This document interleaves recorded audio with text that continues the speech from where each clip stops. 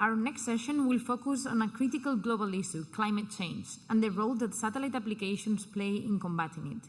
Satellites provide us with powerful tools to monitor the environment, assess the impact of human activity, and offer sustainable solutions for managing natural resources. This panel will explore how satellites are being used to address challenges of climate change, with contributions from key players in the industry, including Telespazio, Airbus, ISU, ICGC, and Eurici. Moderating this panel, this super important discussion, is Annalisa Donati, the Secretary General at Eurici, an organization that works to bridge the gap between space and society. Annalisa has an impressive background in the space sector, having worked at the European Space Policy Institute, where she managed research on space economy, and at ESA, focusing on innovation policies to boost Europe's space ecosystem. Like yesterday, during today's panels, we will be asking you for your opinion, so check your app and make sure that you answer the question that we have in the poll section. Remember, there's no right or wrong answer, we just want to know your opinion. So without further ado, please join me in welcoming Annalisa Donati and our distinguished panelists to the stage.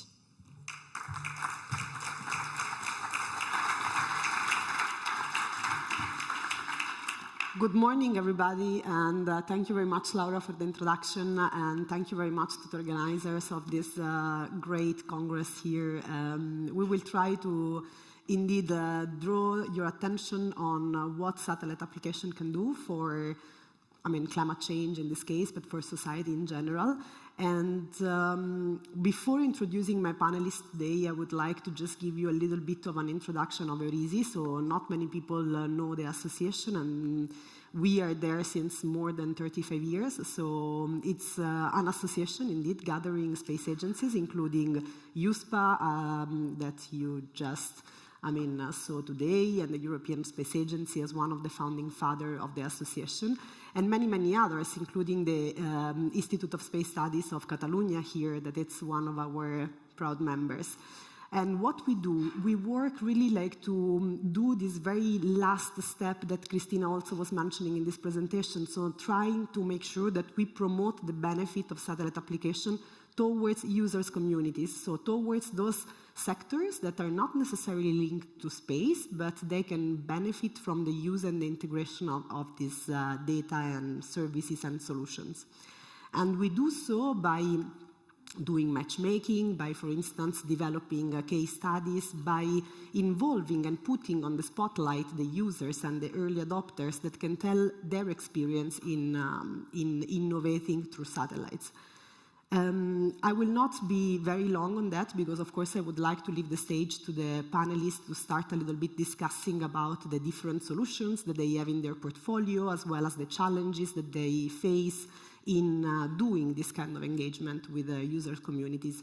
But before doing that, I would like to show you one of the use cases that we have in the really domain of climate adaptation policies. So how the city of Prague has been, for instance, integrating this satellite data in order to make the city greener and more livable for their citizens. So I would like to ask to showcase the video that we've been developing a couple of years ago.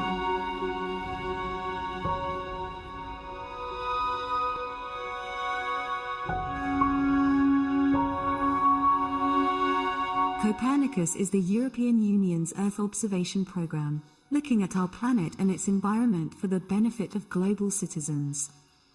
5 Copernicus missions are currently in orbit, providing a huge amount of data that we can use to make our world better. Let's find out how Copernicus data are used to support the city of Prague mitigating the effects of climate change at public transport stops. As a consequence of climate change, the temperature in the cities are increasingly elevated. They are causing a phenomenon widely known as urban heat island. It means the places where the temperatures are very high in comparison with city outskirts. Prague has no exception in increasing heavy temperatures, which are more than 34 degrees in the summer, and impact heavily the life of inhabitants and visitors of Prague.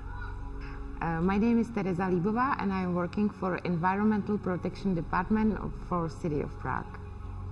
Prague has one of the most efficient systems of public transport in Europe. Here, 2/3 of population use the public transport to move around. We wanted to know how climate change affects the heat in our streets, especially nearby the bus stops, tram stops, where people are spending their time waiting for buses and trams.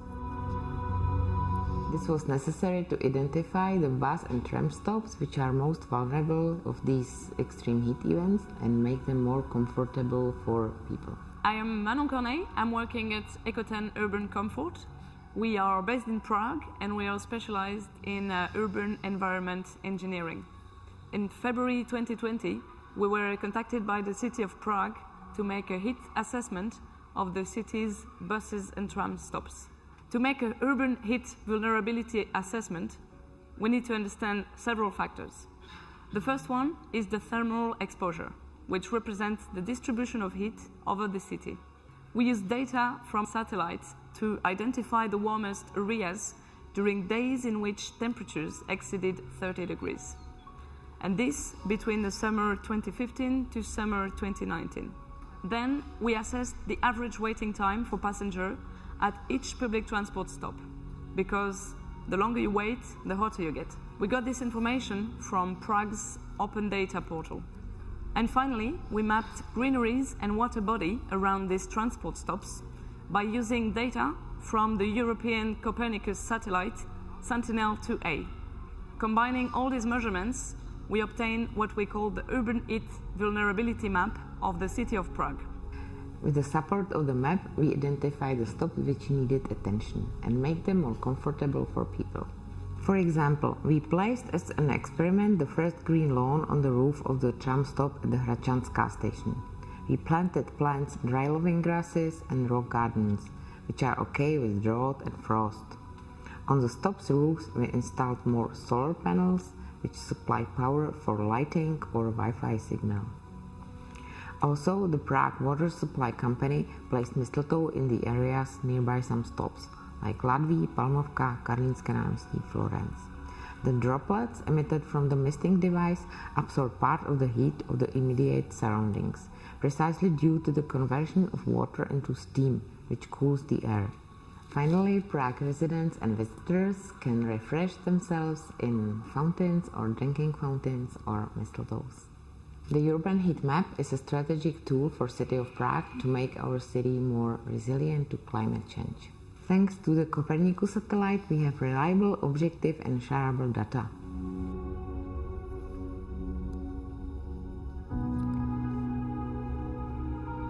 Here we go. So I really wanted to show this video because it provides an idea of how we can move from data to actual information, and how, you know, the end users communities, they do not know and care sometimes about the technologies that is behind this information, but they do want to have this kind of services. And to see a little bit better what it's on the table, I would like to also understand from you guys which is your level of usage and understanding of space data. So we decided to have like a little pool in which I ask you to participate, just to have a little bit of an idea where, in which scenarios, in which cases you've been using a satellite-enabled solution.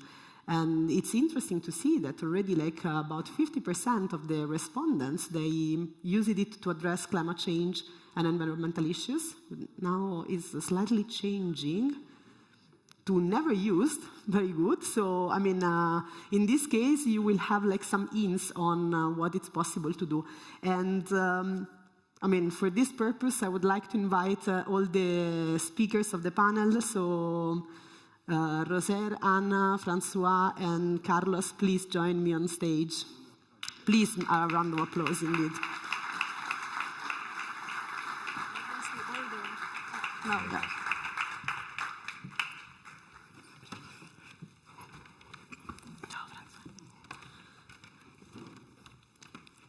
So I would like to start by indeed asking to the fellow panelists here a little bit of an introduction. So I do not want to read your bio, as I mentioned. So please, I mean, let's start maybe from Anna to introduce yourself very briefly.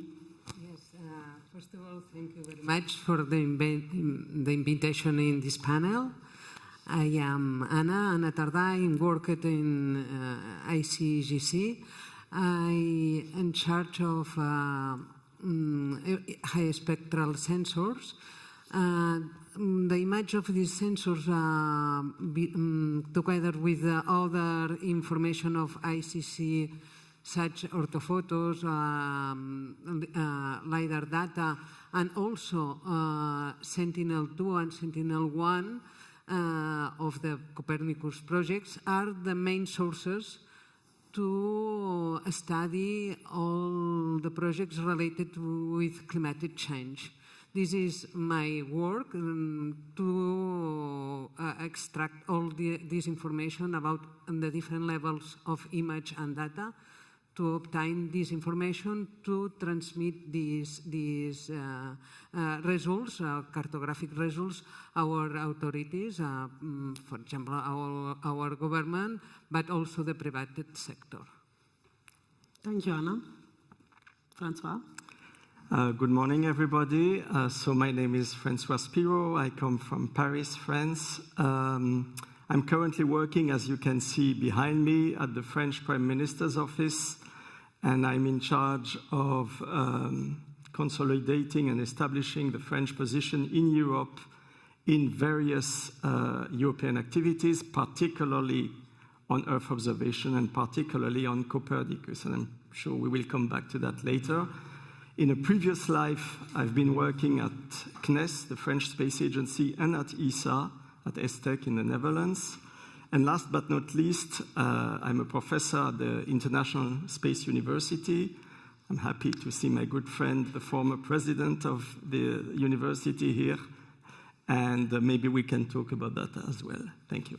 Absolutely. Rosa. Okay, so my turn. So good morning, everyone. So I'm Roca. I'm the CEO and Managing Director of Airbus GeoTech, which is a subsidiary of Airbus in the Space Digital Division. And it's the only subsidiary of Airbus in Spain that is actually headquartered and located here in Barcelona. So very proud about it. And about me, other than this, I've been in the industry for 20 years approximately, in between aviation and aerospace. And just to piggyback on something from François, I started my career at CNES. Okay. Carlos, please. Okay, so hello everyone, good morning, and thank you for coming here and for being invited to the event. My name is Carlos Fernández. I'm the CEO of Telespazio Ibérica. I would like to be the CEO of Telespazio. It's a bit bigger than the Spanish company. We are something like 150 in Spain, half of them roughly in Barcelona and half of them in Madrid. And what Telespazio is a good well-known name, but mostly anybody knows what we do. I will not do a question to the public, but let me tell you, we do SATCOM, we operate satellite systems, and we have plenty of work in geoinformation, turning satellite images and more drones and hubs, we will talk about that, into actionable elements that can be used to take decisions. I've been in the industry for a long time. I don't want to confess. I founded two companies. One went right, the other one was wrong, and now I'm leading the company, leading Telespazio, and I'm really happy to be here. Thank you very much. So I think that we really have like a good set of bright minds in order to understand how, satellite data can be used for the purpose of addressing adaptation and mitigation strategies of climate change and what is currently possible. And I would like, to have a little bit of a conversation around current needs and challenges of the communities and, of course, the services that you provide. I would like to start by François. Since you just came, you have been thrown on the stage, and you can directly start with breaking the ice of this conversation. So, indeed, like in your current role, I guess that you have really like a transversal view on different public administration and, of course, like ministries. We know that France is very, very active in this fight against climate change. At many different levels. So I was wondering if you can tell us a little bit more about how Earth observation data can be actually used to address climate change, but also like to benefit like citizens and society. Thank you very much, Annalisa, for your kind words. So The answer to this short question could take an hour, but of course we don't have the time, so I will try to highlight a few elements. And several things have already been said before by Christina from USPA and also in the video, so I hope I will not repeat too much of what has been said. So first of all, the former president of CNES, the French Space Agency, used to say that there are about 50 parameters which define climate change in terms of the composition of the atmosphere, the temperature, and many other parameters. And more than half of these parameters can only be obtained through satellite data. So knowing this, and knowing, I think we all agree that climate change is an important element in the current state and in the future, indeed, France has developed over decades an expertise in the development and use of spacecraft for Earth observation in all areas of Earth observation. We have a national program, and of course, we are very active at the European and international levels. So let me focus a little bit first at the national level and then the European level. At the national level, the idea that we try to push is to develop spacecraft and therefore data later on, which are at the forefront of technology. With low TRLs, I suspect most of you know what TRLs are all about. So with technologies which are not yet fully developed and validated, but which really push the limits in order to get better data, more accurate, more precise, etc., etc. Whereas at European or international levels, you try to use and develop more consolidated technologies, I would say. So that's one of the differences between the national level. To put it differently, we take more risks. At European or international levels, we take fewer risks. So that's one element. Then going to the European level, again, I don't want to paraphrase what Christina said before, but there are two actors, ESA and the EU, and with the EU, the space agency of the EU called USPA in Prague. And by the way, I'm a French representative at the board of USPA. So it was already said before, but I really want to emphasize that Copernicus is really the backbone of activities in France, in Spain, in Catalonia, in Europe, everywhere in this continent, and it's regarded as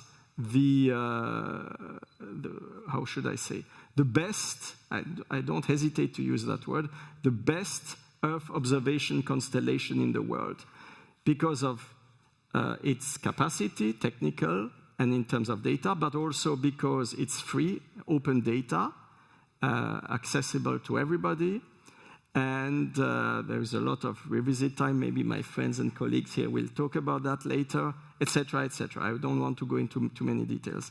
And to finish, and maybe there will be questions and answers later on, but to finish, just a word about the International Space University, about ISU. There is a tradition at the International Space University to put a lot of emphasis on climate change. And I have had the privilege to chair some team projects at ISU on this very topic in terms of the assessment of water quality and how it's related to climate change. In the summer session coming up in a couple of months in South Korea, there will be typically a team project on how to use satellite data for near real-time assessment and mitigation of climate change. So the very topic we are talking about, and I will be the chair of that team project. And to finish, to make the link between ISU and USPA, we have the pleasure to have as one of the faculty members for the climate change team projects, the head of market development at USPA, Fiammetta Diani. Thanks a lot. So it's going to be like a great, indeed, a team project with great professionals for the next SSP, I'm pretty sure. To scope down a little bit what you were mentioning about the Copernicus, the fact that it's free and open access data, and also a little bit the complementarity of the satellite data with the in situ component or with the other different data, I would like to ask to our representative here from industry to provide us a little bit of examples of current solution or projects that you've been developing to concretely address some of the issues related to climate change. Maybe we can start with Anna. Yeah. Yes, in ICCC we do many projects related to the climate change. I will explain something about, for example, our land cover map or our studies with forest decay with Sentinel-2, also the impact of the asbestos in the roofs in all Catalonia, and farming precision also. But for example, I think it's a good example, the forest decay, because we use Sentinel-2, it's open source, open data, and we solved a problem, a big problem for our local authorities. We have a long drought in the forest area in north of Catalonia, in Maresme, in the mountains. And Pinus pinea, the coniferous forest, have big problems with the trees are dead. And the field work was difficult because, you know, when we do the field work, you need some resources. For see the canopy of the tree is difficult because the pinus are very high. And also in the mountain, you don't have roads. The accessibility is difficult also. But the mountain need to manage, and the authorities want to know the spots where is the problem. And we take the Sentinel-2 and all the background of the, in this case of the Diputació de Barcelona, is a regional authorities. And with Sentinel-2, we do time series of the image to see all the evolution of during the large year, to see the phenology of the coniferous, and make some classifications, vegetation indexes, and see the problem. And we do a cartography with different levels of the affectation, and then our government, Catalan government, can make the payments related to the different levels of the owners of the forest to do the management. I think it's a good example that Copernicus is a good tool to solve the problems the true problems that our citizens and our governments need. Absolutely, indeed. We already saw two different areas, water and forest management. And I think that you also had an example. Yeah, so I'll touch on a couple of points. And the first one is a continuation of your example, Anna. So it's a project we have at EBS also to fight deforestation, actually. So the project is called Starling. We've been running it for 5 years now. And at the very beginning of it, we signed a cooperation agreement with a non-profit called Earthworm, which have presence in the countries in the world with larger forest presence. So the objective of this project is to accompany and to support companies to make sure that they can guarantee that their supply is actually deforestation-free. So let me give you an example. If we are talking about cacao imports, if we're talking about coffee, timber, soy, in order for them to export these products outside of Europe, but also to import them here, they have to show to the authorities, to the European Commission through an EUDR regulation, they have to do their due diligence to make sure they can prove that their supply chain is deforestation-free. So how it's actually, and I think you know the program, right?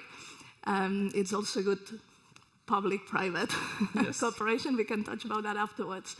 So the way it works, technically speaking, of course, the plants irradiate a different colors depending on the state of the process where they are. So we start by taking fresh images right now from the plots where the companies have identified that their supply scheme is coming from.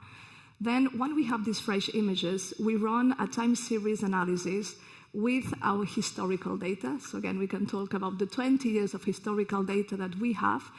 And then we produce what we call the base maps. So it's land cover change maps.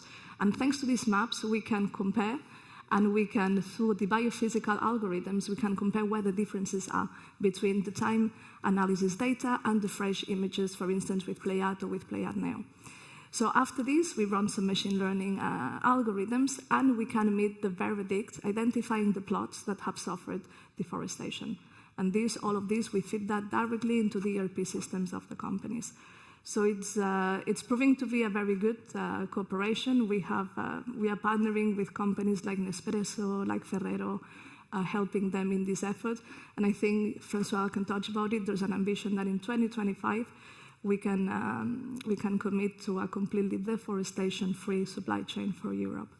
So we are very proud of this project. Actually, it's the right way to go. I think we will all agree to this. And I mentioned the second project, which I think perhaps Carlos also will touch about that. So you've heard us through the years talk about how hubs, so the high altitude pseudo-satellites or platform stations. So these platforms in the stratosphere, they are coming into play, and they are going to play a critical role helping us also fight climate change for two reasons. So one is by their nature. So they are solar, electric run platforms, so no CO2 emissions, and they're going to help us monitor the Earth as well. So they have a connectivity use case, and they have also an Earth observation use case. So technology for hubs has been ramping up. We are proud that we are now flying. We are making the first operational missions to customers, including in Europe, and Carlos has also a very interesting case. So for us, in cooperation with the European Space Agency, also we are going to show how the first flights in Europe can support some of the local ecosystems, some of the local users, towards some very interesting environmental use cases as well, and one of them here with the authorities here in Catalonia. So some of the use cases, as an example, it's forest fight. It's forest fires and supporting the forest fires extinguishing efforts. So in that sense, we've done already a pilot. This first pilot was in the US, where we could capture a fire. And our role was actually to identify the hotspots once everyone thought that the fire had already been extinguished. So there's a very good chance that after the firemen have completed the work, the fires resurface again because we have been unable to identify on the field, as Anna was saying, where are these hotspots. So thanks to infrared images, we could actually identify exactly where the hotspots were to make sure that these fires were eradicated.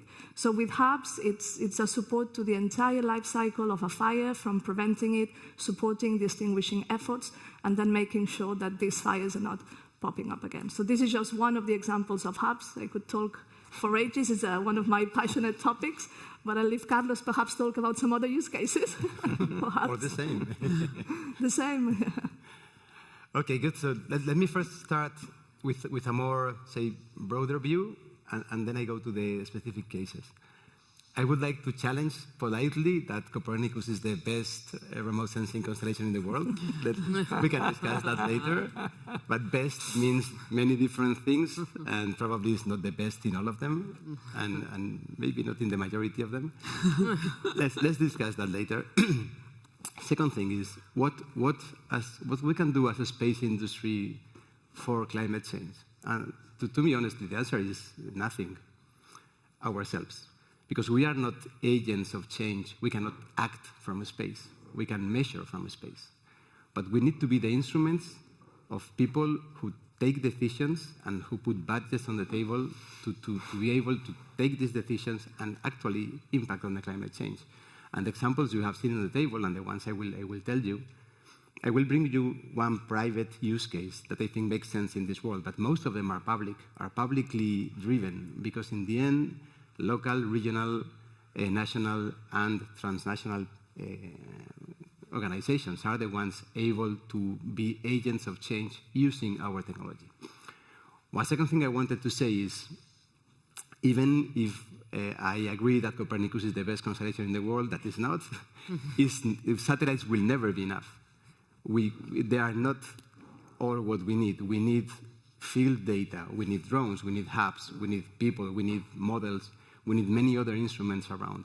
And I think as an industry, we need to be a bit honest with ourselves. And of course, we are the space industry, so we in Spanish say, if you only have a hammer, all your problems are nails, right? So if we are the space industry, so we say, we can solve everything with space. No, bullshit, this is not true. We need to be honest with ourselves, be driven by the needs of the public administrations typically, and provide the instruments needed for them to enforce or to be agents of change. Being said that is a bit more generic, I'll go to the cases. The public case is clear. Europe is going to approve. I think it enters into enforcement in 2 months. The European Union deforestation regulation that prevents, forces everyone to provide a certificate that the goods transported have not been produced in deforested places before 2020. And it's 2 months from now, and we are all late on this project. This is a clear example of how the public administration is driving change and using satellite information for making things happen or change happen. And what we realized with this project, we are obviously, as mostly everybody, doing deforestation detection, change detection, trying to be able to provide certificates of what's changing and help the providers in the process. What we have realized is that satellites are not enough. We will in the end need people in the field, we will need mobile applications, we will need drones, we will need high-resolution satellites, we will need probably the full constellations of the world to be able to have the relevant information. We will talk later about many other things. Let me give you a private use case that I think makes sense, because we are talking about public demand, but I think private use cases also make sense. And look, the world, I don't want to sound apocalyptical, but the world could crash, could collapse if the insurance companies stop giving reasonable prices for insurance. And this could skyrocket if climate change becomes something significant, as it looks like, right? We are seeing more floods, more wildfires, or say a stronger distribution of droughts. Things are changing. If this business increases the costs, the whole world will be at danger. Satellites, again, cannot change things, but can measure what is the actual impact and can help insurance companies to lower down their costs by providing actual information that is certified. And I think this is a very good use case. We are working with some companies in providing them services, and we are finding that demand is weak because they don't even know what can be done with our technology, right? So the evangelization thing of our industry is still important, to be able to showcase what we can do to support the world, not as, say, game changers, we will not be acting, but as supporters of the companies and administrations. Thank you very much, Carlos. Thank you very much to all of you. I think that you touched upon already some points that I would like to develop further.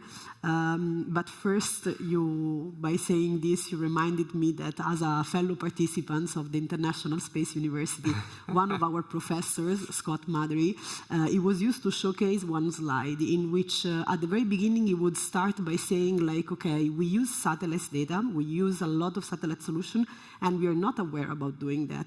But actually, if any disruption might happen, the first step is that we for instance, we are not able to pay anymore with our credit cards. So the POS is not working anymore.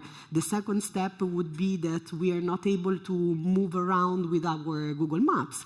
And then it was apocalypse, basically. So indeed, like the end of the slide was apocalypse, but still, it's true that that's why we're doing this. That's why we're discussing about also the space component. And I agree, for instance, Copernicus, the satellites, the sentinels is only the space components. There is the in situ components. There's many other parts which provide the actual services that that Copernicus is made of. But it's true that being us, like this little space family, of course, we tend to talk only about that part. But to come back to the discussion, you mentioned a little bit, and all of you, the public authorities as the main, let's say, kind of market for this kind of solution at the moment, also because they are the actors of the change. So my question is, how do you engage with them? How do you make sure that the maps, rather than the data, rather than the solutions that you provide,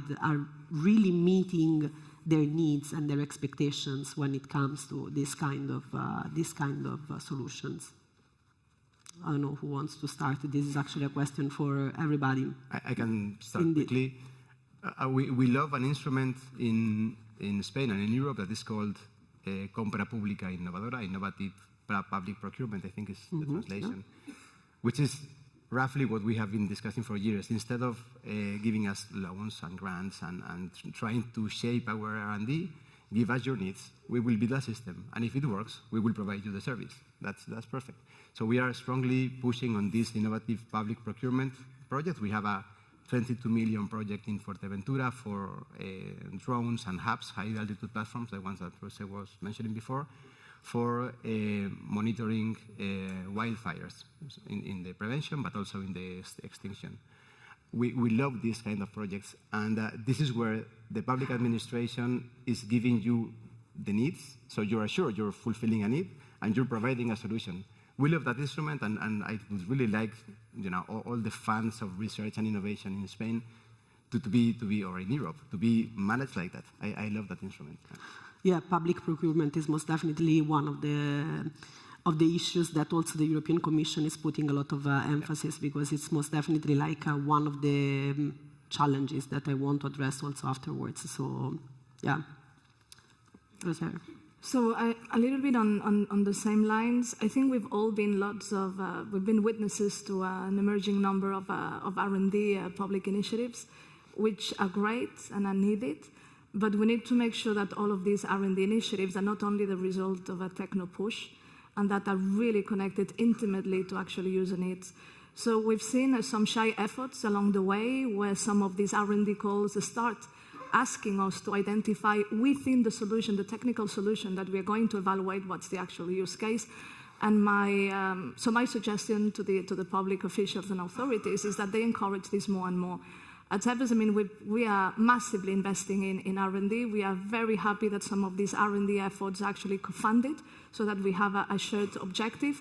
But we need to be very, very sure that we are all putting these R&D efforts in places where there's an actual user need identified, and that at the end of the project, the R&D is just not going to be celebrating the end of an R&D project. Listen, we've made 5 years of R&D. And at the end of the R&D projects, it's also a positive outcome to say, listen, the outcome is that this is not the right solution. And I think we need to learn also that it's okay to say that an R&D hasn't delivered perhaps what we wanted. For me, what would be terrible is that we keep pushing and insisting in some of these R&D topics that have perhaps proven not to be cost-benefit efficient. So it's really to focus on user needs, but once it's on users, so add the economic dimension, because it needs to be cost-effective, sustainable, right? So it's perhaps suggesting that within all of these R&D activities, we focused on users, and we also focus on making sure they deliver a cost-effective solution. If we put these elements in place, so working between the private sector and the public sector, I'm sure that the transition into commercialization is going to make to be easier. But I'm a staunch fighter, even inside the company, to just techno pushes. When you run a company, you have amazing number of engineers who come with lots of fascinating deep tech topics. I'm an engineer at heart as well, and I hate to shout some of the initiatives, but we really need to focus collectively on understanding what's the exact pain point that we want to address with this technology. Yeah. Well, I hope I will not repeat what has been said, because I think we're listening to all of you, we are pretty much in line. But from an institutional point of view, not from an industrial point of view, both at the national level in France, but also at the European level, I would like to emphasize 2 or 3 points. The first one is on R&D and technologies. You remember when I made a quick introduction earlier, I said at the national level we try to push technologies at low TRLs, we take more risks. This is clearly something that, with very few exceptions, cannot be done in industry. So that's typically what a national or regional space agency can do. Put seed money, put finance innovative technologies, which sooner or later will be applied by industry and deliver good data for the citizens. That's one remark. A second remark, and completely in line with what has been said before, the trend nowadays at national and at European levels is to go for, you can call it as you wish, PPP, co-financing, there are various names for that, but the idea service provision, etc. The idea is that institutional money is merged with private money, with industry money, or user money, and together, I think what comes out is better than just a bureaucrat in a space agency or in a ministry says, do this and don't do that. It has to be co-constructed, and therefore this idea of PPP, or there are various names for that. So that was my second remark. And the third remark, the users are, I've been in the space domain for a long time, and especially in Earth observation for a long time. And I remember 20 years ago, I was attending the program board, the ESA program board for Earth observation. I was a French delegate for the ESA program board. And at that time already, back in the early years of 2000, we had this expression, put the users in the front seat. And it's still valid today, put the users in the front seat. It's not just a slogan, a motto, but it's something which should really be essential in what we are doing. And the last point I want to make, let's not be shy of going to innovation, to disruption, to new ideas, to think out of the box, as our American friends used to say. And you remember I said I'm also teaching at ISU, and when ISU, it's typically young people in between 25 and 30 years of age. We have some great former students here. And young people at ISU and elsewhere can have these disruptive and innovative ideas, which at the end will benefit all of us. Thank you. May I challenge him on one point? Please. Okay, let me give you an example of something you've said. So you've talked about the need of innovate and of disrupt. So I think of HUB's technology as a disruption.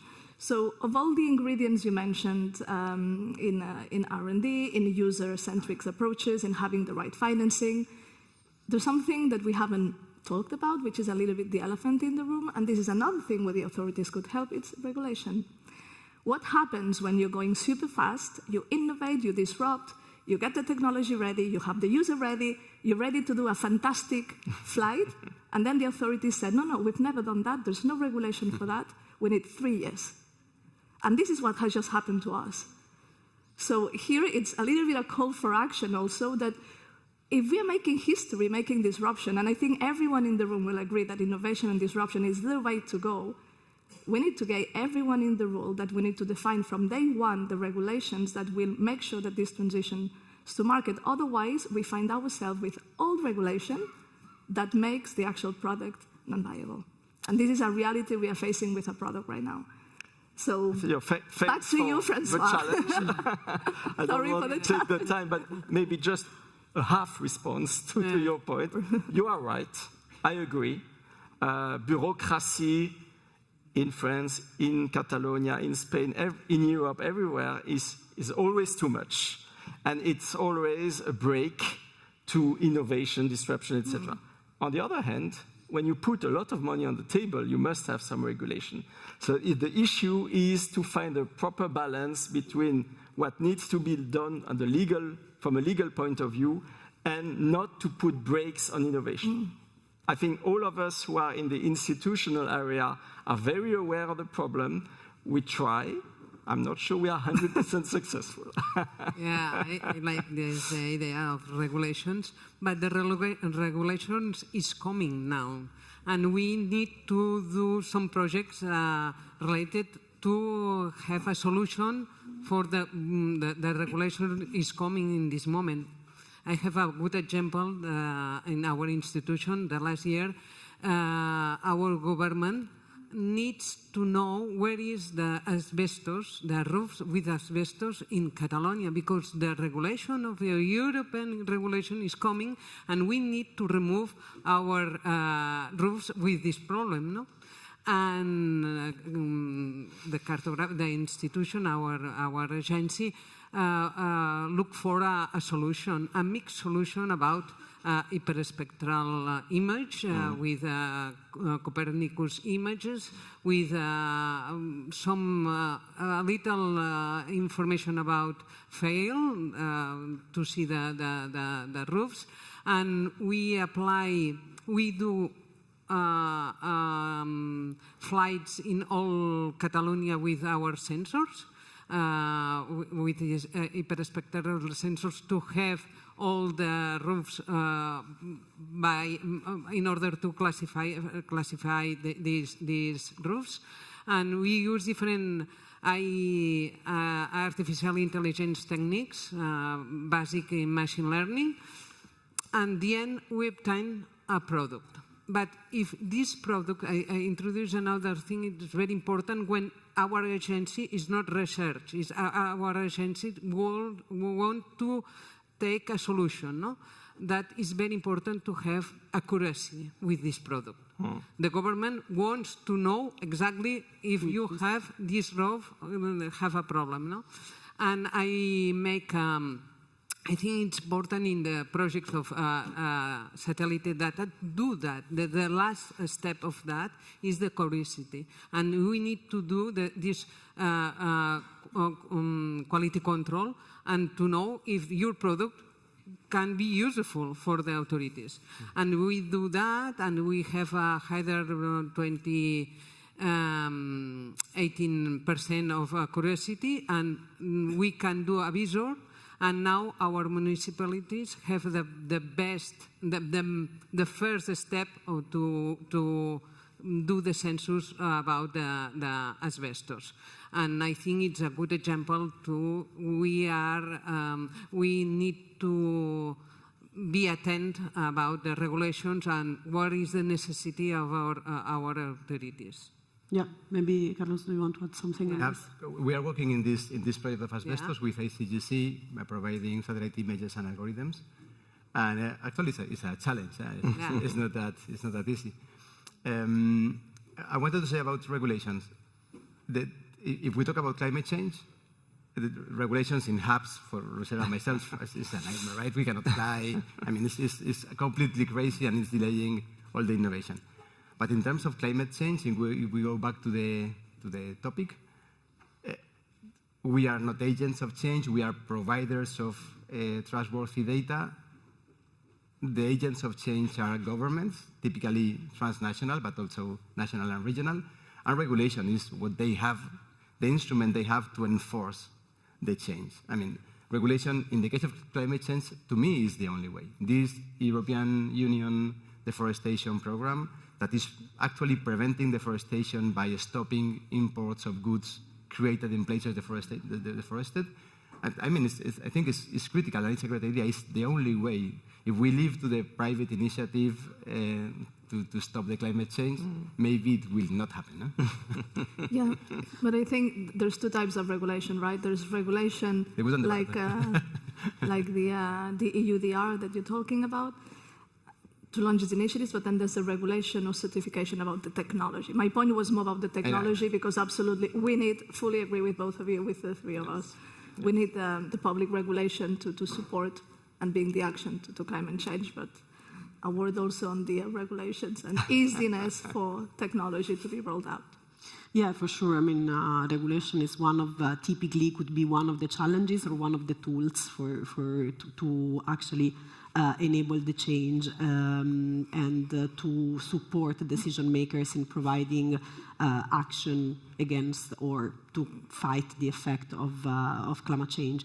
Indeed, like in our work, for instance, working closer with users, we do understand that there is several challenges in doing this kind of engagement, in making sure that they are at the forefront. As we said, one, it's the lack of awareness of this kind of solutions, so much more needs to be done in terms of communication, in terms of awareness raising of the benefit of these kind of things. As you mentioned, we saw like how satellite together with additional sources of data can address deforestation, can support companies to certify this, can support firefighters, civil protection. We know that the number of disasters are increasing, are more fiercely affecting our cities. And but something that also we realize is that those solutions are underused and not yet considered fully integrated in this, let's say, workflow of the users. Very, very often they're still considered as technology demonstrator rather than an integral part of the information that they can use in order to devise their policies and their decision when it comes to climate change. So in order to conclude, because we have really few minutes left, I wanted to ask you, what do you think could be like the next step to increase the adoption, to make sure that there is a wider uptake of this kind of solution in the public sector, in the public administrations? I don't know, maybe we start from Anna. Well, I think in our agency we are advancing about the use all this information, all the satellite data, all the spectral information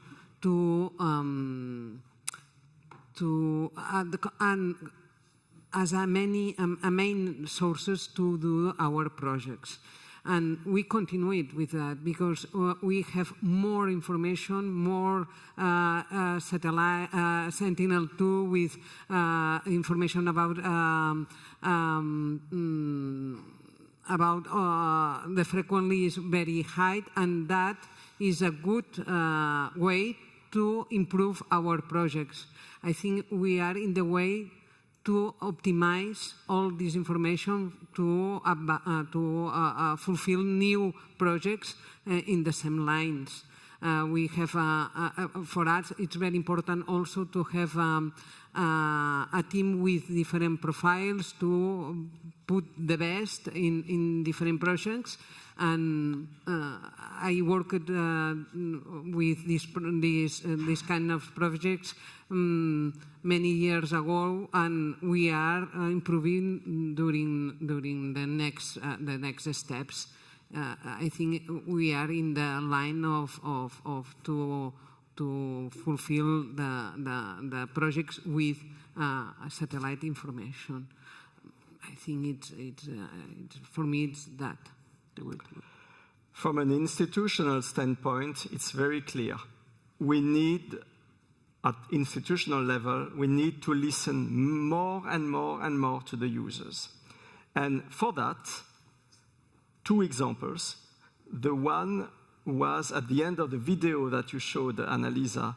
The video that you saw earlier was partially done by Connect Bikeness, which is an entity which puts the users and the institutions together in the same room and where the institutional people like me listen to what the user needs are. Similarly, at the European level, especially at the European Union level and at the USPA level, there is the Copernicus User Forum, which is an essential body, again, with a similar goal, to put together the bureaucrats and the end users. And these two examples, these two entities, should be strengthened in the future. Again, remember what I said before, 20 years ago already, we said put the users in the front seat. It's still valid today. Thank you. I'm going to take a personal approach in the way to answer this question, not mentioning the authorities this time, but more us as individuals. I was in a dinner last week with friends, and we ended up talking about that. We ended up talking about whose job it is in terms of responsibility. Is it individual responsibility in the public? Is it public responsibility? And there was two sides of the discussion, right? One's mentioning that unless the public authorities regulate, nothing's going to happen. And then part of the debate team was, no, it has to be an individual social responsibility. I was in the middle. And I was thinking, we need the public authorities to regulate, but what can we do as a society to reach to a bigger public so that we all take our part? I'm not going to ask the question, but how many among you at the end of the year you make your CO2 belong and you compensate it? You pay, there's some companies that are going to compensate, that are going to plant trees for the CO2s that you have emitted. So perhaps just, one baby step at a time, one conversation at a time, one dinner party at a time, discussing with your friends and to the public that there's individual actions that we can do like this, just compensate at the end of the year our CO2 emissions and supporting the organizations who are doing that. And of course, there's knowledge level, information levels. I mean, everyone who's in this conference, I think we all are aware of the technology, the means available to us. We are potentially educated about the topic. Not everyone has the same information and has access to the same information. So perhaps here another tiny role to play, or important role to play also from the authorities, to make sure that this information is accessible to everyone, not the ones intimately familiar with technology, that they know what is the individual role they can play and how, if they cannot compensate financially speaking for the CO2 contribution, are there any mechanisms at a public level that can help do that? So that's my bet on the question. Nice. Carlos, to conclude. Oh, final words. So I will challenge again. No. The problem with the word users is that it means somebody who uses your technology, right? We don't have many users, right? If you want to put users on the front seat, maybe you have 2 people. I mean, there are too few, right? My view is the gap, more than 2, okay. The gap between what we do from space and what the world needs is too big, right? It's too wide. Bridging this gap is difficult. And look, I have the impression, I've been 25 years or more in this industry. I have the impression that we are not going to grow from 400 billion to 2 trillion being, I talk for myself, who we are, all the space guys here. We need marketing guys. We need the guys that did the transition, the digital transition, and exploded the world. We need people from other industries that help us to open our eyes and see what the actual needs of people are and how we can go and solve them with satellites. We need to add more technology on top of space. And I'm not sure that myself, I'm the right guy to lead that change, or we need younger and people from different sources, not all engineers or physicists, that are getting involved here. So I think the industry needs a change, and I would say we need again to look a bit to ourselves, to be a bit more honest, and maybe explode and change this world that is a bit too conservative. Thank you very much. So I have the feeling that indeed you are basically telling me that the work that Eurisi has been doing in the last 35 years is not necessary, but even more. So of course, we will take the challenge on us keeping on promoting the benefit and the early adopter of satellite application. On the website of the association, you have one of the largest European databases of operational cases, so you can go and check what it's possible to do, what is currently available, which are the challenges, and what are, in our vision, the next steps. With this, I would like to thank all of you for your ideas and for the discussion, for what you put on the table today, and I hope we sparkled a little bit of interest among the people. And, well, thank you very much. Thank you. Thank you. See you. Bye-bye.